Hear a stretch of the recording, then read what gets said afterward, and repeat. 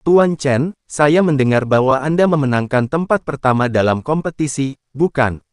Daji berkata dengan gembira. Chen Ping mengangguk, saya tidak berharap Anda mendapat informasi yang cukup.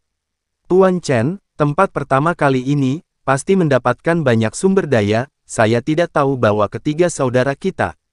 RG memandang Chen Ping dengan senyum main-main.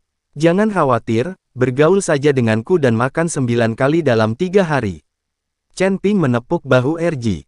Saya baru saja berkata, Tuan Chen tidak akan mengabaikan kami, dan kami akan mengikuti Tuan Chen sampai mati.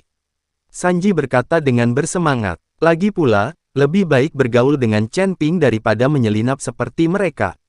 Oke, kita akan meninggalkan Kabupaten Jialing, kalian juga harus berkemas. Chen Ping berkata kepada 3 pahlawan pencuri hantu. Tuan Chen, kemana kita akan pergi? Kembali ke Sekte Kuali Giok. Saya mendengar bahwa harta karun akan muncul di utara Kabupaten Jialing. Mengapa kita tidak mencari harta karun itu? Daji berkata kepada Chen Ping. Ketika Chen Ping mendengarnya, dia terkejut dan berkata, harta karun. Harta karun apa? Bagaimana kamu tahu? Orang harus tahu bahwa Chen Ping tidak pernah memberitahu siapapun tentang pencarian harta karun oleh Chen Ping, hanya putri dari Kabupaten Jialing yang mengetahuinya, dan saya yakin sang putri pasti tidak akan mengungkapkan beritanya. Tapi sekarang Daji benar-benar tahu tentang harta karun itu, tapi dia tidak tahu apakah harta yang dia sebutkan itu yang dicari Chen Ping. Banyak orang tahu bahwa ada seorang pria bernama Watt yang mengatakan dia memiliki peta harta karun di tangannya dan menjualnya. Banyak orang di luar kota ini telah membeli peta harta karun pria itu, dan kudengar harganya tidak murah. Daji berkata, iya, itu sangat mahal, dan Watt ini mengatakan bahwa dia adalah seorang kultivator pemurnian tubuh kuno, dan harta itu milik keluarga pemurnian tubuh kuno mereka. Sudah bertahun-tahun, hanya saja peta harta karun di tangannya tidak lengkap, dan lokasi pasti dari harta karun itu tidak ditandai. Tapi meski begitu, banyak orang berbondong-bondong untuk membeli, orang ini sudah menghasilkan banyak uang. RG berkata dengan iri, Wah, Tong Wubin. Chen Ping sedikit mengernyit. Dia tidak tahu apa hubungan antara Watt dan Tong itu, mengapa seorang kultivator pemurnian tubuh kuno muncul lagi. Tuan Chen, apa yang kamu bicarakan? Nama orang ini adalah Watt, bukan Watt. Daji berkata kepada Chen Ping. Oh, sekarang kalian ajak aku menemui Watt ini.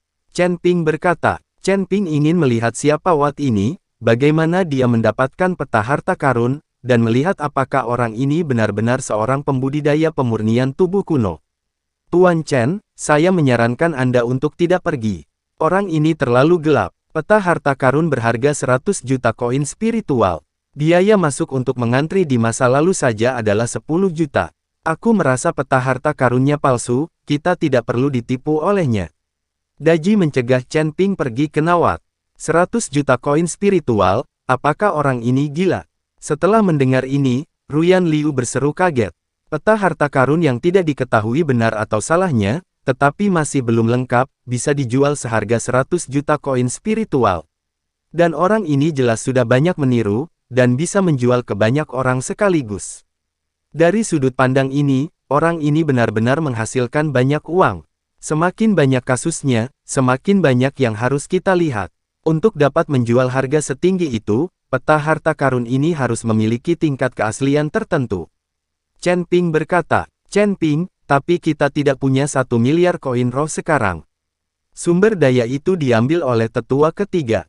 Kata Ruyan Liu. Chen Ping tersenyum ringan, jangan khawatir, kami memiliki uang apapun yang kami inginkan, selama saya berbicara dengan orang-orang di Kabupaten Jialing, saya yakin mereka akan memberikannya kepada saya.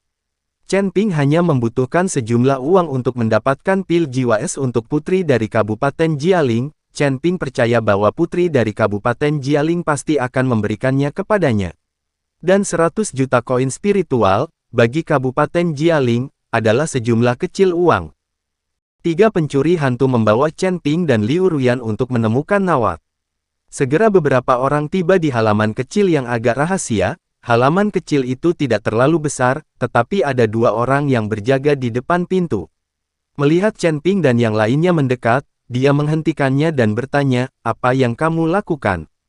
Saudaraku, kami di sini untuk membeli peta harta karun. Daji melangkah maju dan berkata, "Datang untuk membeli gambar." Penjaga itu memandang Chen Ping dan yang lainnya, lalu berkata, "Apakah Anda tahu aturan untuk biaya masuk 10 juta koin roh?" Saya tahu." Daji mengangguk lagi dan lagi, lalu menatap Chen Ping. Chen Ping tidak memiliki koin roh, jadi dia hanya bisa melihat Liu Ruyan. Koin roh yang dimenangkan Chen Ping di atas ring semuanya diberikan kepada Wagang. Liu Ruyan mengeluarkan 10 juta koin roh dan menyerahkannya kepadanya, dan pihak lain melepaskannya. Masuk. Sejak Chen Ping masuki halaman, berjalanlah beberapa langkah lagi, dan datanglah ke ruang tamu. Ketika Chen Ping dan yang lainnya masuk ke ruang tamu, mereka menemukan bahwa sudah ada orang di ruang tamu. Saya melihat dua pria dan seorang wanita berjalan di ruang tamu, dan mereka bertiga sepertinya tidak saling kenal. Melihat Chen Ping dan yang lainnya masuk, ketiganya menilai Chen Ping dan yang lainnya. Chen Ping dan yang lainnya tidak memiliki kekuatan tingkat tinggi, jadi setelah melihat sekeliling, tidak ada yang peduli. Dan Chen Ping juga melihat ketiga orang di depannya, semuanya adalah cultivator S kelas 5 di alam body fit. Dengan kekuatan seperti ini, mereka bisa dianggap sebagai andalan di sekte biasa. Namun, Chen Ping tidak merasakan nafas latihan tubuh kuno dari ketiga orang tersebut, yang membuktikan bahwa ketiga orang ini bukanlah Wat, dan mereka juga harus datang untuk membeli peta harta karun. Chen Ping dan yang lainnya menemukan tempat dan diam-diam menunggu Nahwat muncul. Setelah menunggu beberapa saat, saya melihat dua orang lagi masuk. Keduanya tampak sombong, dengan pisau besar di pinggang mereka, dan pakaian mereka persis sama. Mereka seharusnya bersaudara dari sekte yang sama. Basis kultivasi kedua orang ini berada di peringkat ke-6 dari alam tubuh komposit, yang dianggap sebagai kondisi tertinggi di ruangan ini.